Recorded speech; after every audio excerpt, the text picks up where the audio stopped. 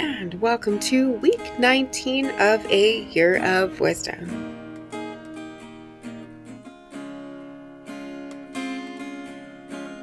Day 131. Job 9 and 10. Then Job replied, "Indeed, I know that this is true, but how can mere mortals prove their innocence before God? Though they wished to dispute with him, they could not answer him 1 time out of 1,000. His wisdom is profound, his power is vast. Who has resisted him and come out unscathed? He moves mountains without their knowing it and overturns them in his anger. He shakes the earth from its place and makes its pillars tremble. He speaks to the sun, and it does not shine. He seals off the light of the stars. He alone stretches out the heavens and treads on the waves of the sea. He's the maker of the Bear and Orion, the Pleiades and the constellations of the south. He performs wonders that cannot be fathomed, miracles that cannot be counted. When he passes me, I cannot see him. When he goes by, I cannot perceive him. If he snatches away, who can stop him? Who can say to him, 'What are you doing?' God does not restrain his anger. Even the cohorts of Rahab cowered at his feet. How then can I dispute with him? How can I find words to argue with him? Though I were innocent, I could not answer him. I could only plead with my judge for mercy. Even if I summoned him and he responded, I do not believe he would give me a hearing. He would crush me with a storm and multiply my wounds for no reason. He would not let me catch my breath, but would overwhelm me with misery. If it is a matter of strength, he's mighty. And if it is a matter of justice, who can challenge him? Even if I were innocent, my mouth would condemn me. If I were blameless, it would pronounce me guilty. Although I am blameless, I have no concern for myself. I despise my own life. It is all the same. That is why I say, he destroys both the blameless and the wicked. When a scourge brings sudden death, he mocks the despair of the innocent. When a land falls into the hands of the wicked, he blindfolds its judges. If it is not he, then who is it? My days are swifter than a runner. They fly away without a glimpse of joy. They skim past like boats of papyrus, like eagles swooping down on their prey. If I say, I will forget my complaint, I will change my expression and smile. I still dread all my sufferings, for I know you will not hold me innocent. Since I am already found guilty, why should I struggle in vain? Even if I washed myself with soap and my hands with cleansing powder, you would plunge me into a slime pit, so that even my clothes would detest me. He is not a mere mortal like me, that I might answer him, that we might confront each other in court.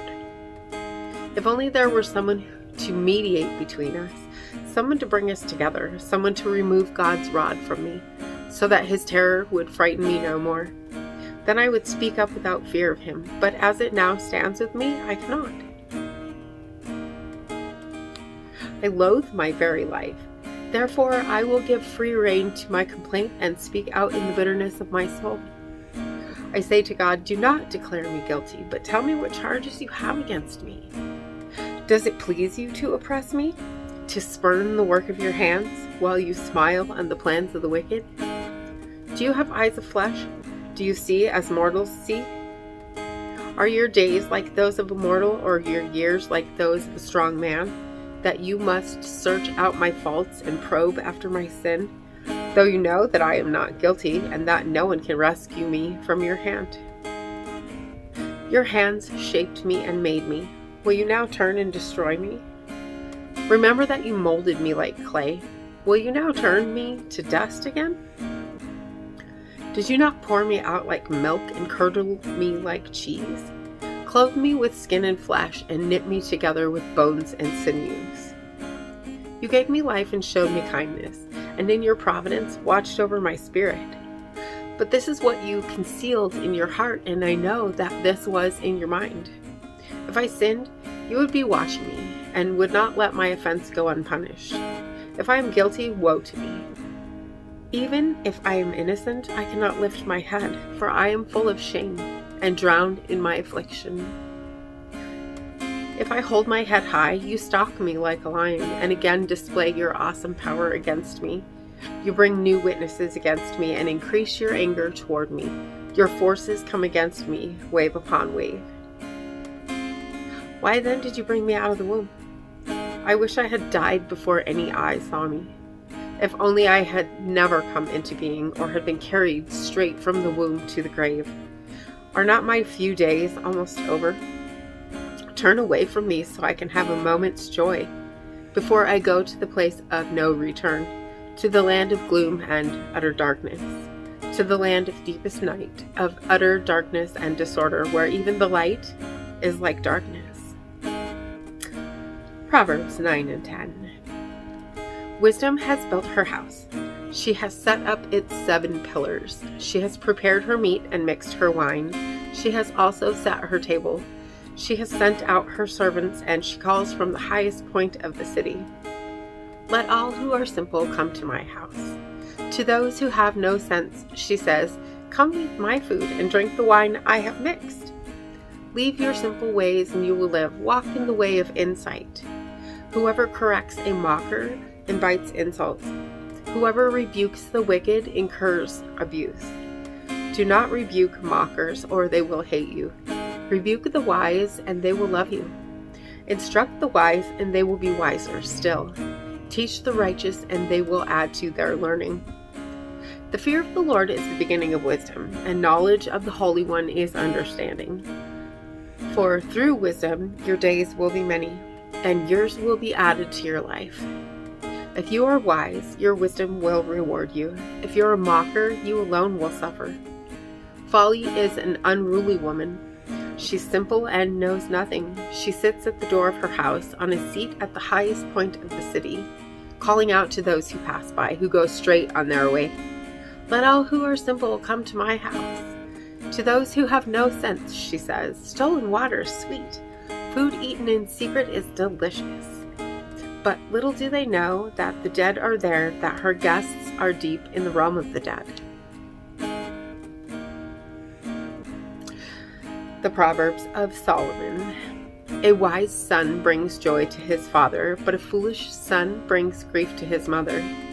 Ill-gotten treasures have no lasting value, but righteousness delivers from death.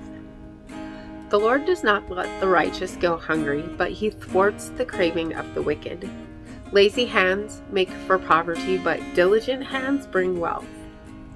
He who gathers crops in summer is a prudent son, but he who sleeps during harvest is a disgraceful son. Blessings crown the head of the righteous, but violence overwhelms the mouth of the wicked. The name of the righteous is used in blessings, but the name of the wicked will rot. The wise in heart accept commands, but a chattering fool comes to ruin. Whoever walks in integrity walks securely, but whoever takes crooked paths will be found out. Whoever winks maliciously causes grief, and a chattering fool comes to ruin. The mouth of the righteous is a fountain of life, but the mouth of the wicked conceals violence. Hatred stirs up conflict, but love covers over all wrongs. Wisdom is found on the lips of the discerning, but a rod is for the back of one who has no sense. The wise store up knowledge, but the mouth of a fool invites ruin. The wealth of the rich is their fortified city, but poverty is the ruin of the poor. The wages of the righteous is life, but the earnings of the wicked are sin and death. Whoever heeds discipline shows the way to life, but whoever ignores correction leads others astray. Whoever conceals hatred with lying lips and spreads slander is a fool. Sin is not ended by multiplying words, but the prudent hold their tongues. The tongue of the righteous is choice silver, but the heart of the wicked is of little value. The lips of the righteous nourish many, but fools die for lack of sense. The blessing of the Lord brings wealth without painful toil for it. A fool finds pleasure in wicked schemes, but a person of understanding delights in wisdom. What the wicked dread will overtake them. What the righteous desire will be granted. When the storm has swept by, the wicked are gone, but the righteous stand firm forever. As vinegar to the teeth and smoke to the eyes, so are sluggards to those who sun them. The fear of the Lord adds length to life, but the years of the wicked are cut short. The prospect of the righteous is joy, but the hopes of the wicked come to nothing. The way of the Lord is a refuge for the blameless, but it is the ruin of those who do evil. The righteous will never be uprooted, but the wicked will not remain in the land. From the mouth of the righteous comes the fruit of wisdom, but a perverse tongue will be silenced. The lips of the righteous know what finds favor, but the mouth of the wicked only what is perverse. Ecclesiastes 9 and 10. So I reflected on all this and concluded that the righteous and the wise and what they do are in God's hands, but no one knows whether love or hate awaits them. All share a common destiny. The righteous and the wicked, the good and the bad, the clean and the unclean, those who offer sacrifices and those who do not. As it is with the good, so with the sinful. As it is with those who take oaths, so with those who are afraid to take them. This is the evil in everything that happens under the sun. The same destiny overtakes all. The hearts of people, moreover, are full of evil, and there is madness in their hearts while they live, and afterward they join the dead. Anyone who is among the living has hope. Even a live dog is better off than a dead lion. For the living know that they will die, but the dead know nothing. They have no further reward, and even their name is forgotten. Their love, their hate, and their jealousy have long since vanished. Never again will they have a part in anything that happens under the sun. Go eat your food with gladness, and drink your wine with a joyful heart, for God has already approved what you do. Always be clothed in white, and always anoint your head with oil. Enjoy life with your wife, whom you love, all the days of this meaningless life that God has given you under the sun, all your meaningless days. For this is your lot in life, and in your toilsome labor under the sun. Whatever your hand finds to do, do it with all your might. For in the realm of the dead, where you are going, there is neither working nor planning, nor knowledge nor wisdom.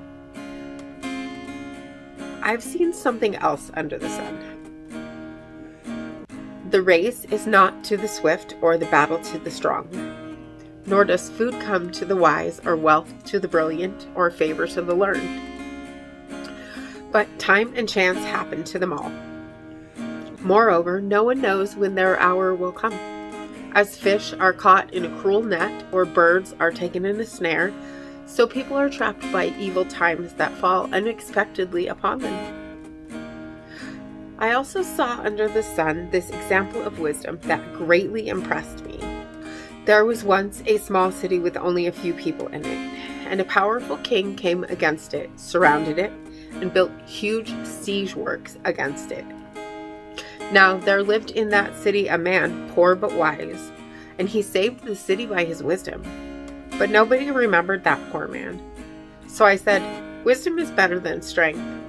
But the poor man's wisdom is despised, and his words are no longer heeded.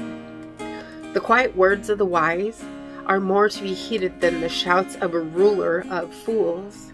Wisdom is better than weapons of war, but one sinner destroys much good. As dead flies give perfume a bad smell, so a little folly outweighs wisdom and honor. The heart of the wise inclines to the right, but the heart of the fool to the left. Even as fools walk along the road, they lack sense and show everyone how stupid they are. If a ruler's anger rises against you, do not leave your post. Calmness can lay great offenses to rest. There is an evil I have seen under the sun, the sort of error that arises from a ruler. Fools are put in many high positions, while the rich occupy the low ones. I have seen slaves on horseback, while princes go on foot like slaves. Whoever digs a pit may fall into it. Whoever breaks through a wall may be bitten by a snake. Whoever quarries stones may be injured by them. Whoever splits logs may be endangered by them. If the axe is dull and its edge is unsharpened, more strength is needed, but skill will bring success. If a snake bites before it is charmed, the charmer receives no fee. Words from the mouth of the wise are gracious, but fools are consumed by their own lips. At the beginning, their words are folly. At the end, they are wicked madness, and fools multiply words. No one knows what is coming. Who can tell someone else what will happen after him? The toil of fools wearies them. They do not know the way to town. Woe to the land whose king was a servant and whose princes feast in the morning. Blessed is the land whose king is of noble birth and whose princes eat at a proper time, for strength and not for drunkenness. Through laziness, the rafters sag.